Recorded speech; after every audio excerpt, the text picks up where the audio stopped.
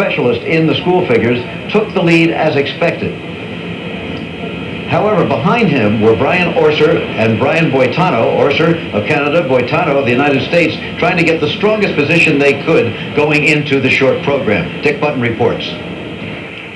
Coming into the third and final figure, Brian Orser was in fourth place and under a great deal of pressure. The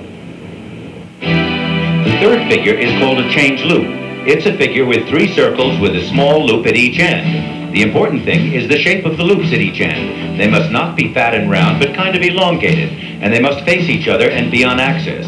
The skaters don't have a diagram like this to follow. They must create their own on clean ice. Brian Boitano was in third place going into this figure. He was behind Heiko Fischer of West Germany and Alexander Fedea. This was the way Brian Orser skated the back outside change loop.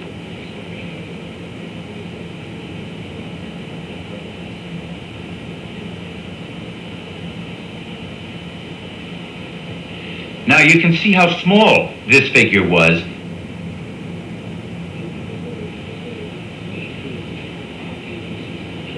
To do this figure right, the skater must have very steady nerves, a steel-like concentration. The print is very small, and even the slightest glitches show up clearly.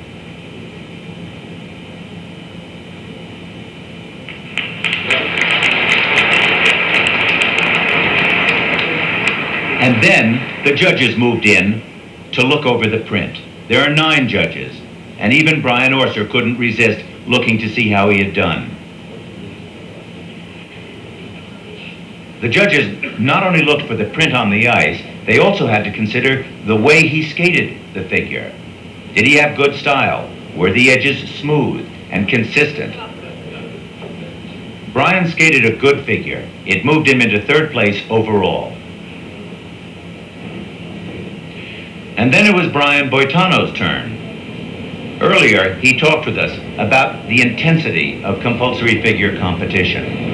Competition days, when you're doing a compulsory event, you're exhausted after them because all you do for 6 hours of that compulsory day is think of what you have to do, what you have to remember, and it's so fine-tuned that just the slightest mistake can take you off, so you have to make sure that you know what you're doing.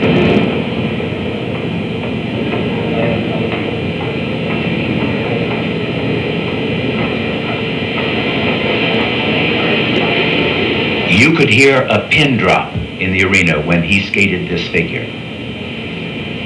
The entire competition took an incredible 7 hours. There was no way the skaters could maintain their tension through that time. And in order to relax, believe it or not, Brian Boitano was actually able to take a nap.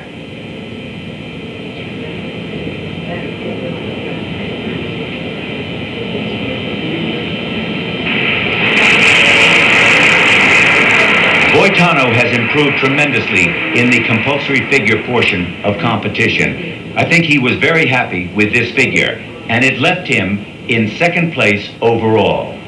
The hard work had paid off. The final results then were Fedea, Boitano, and Orser in the first 3 places.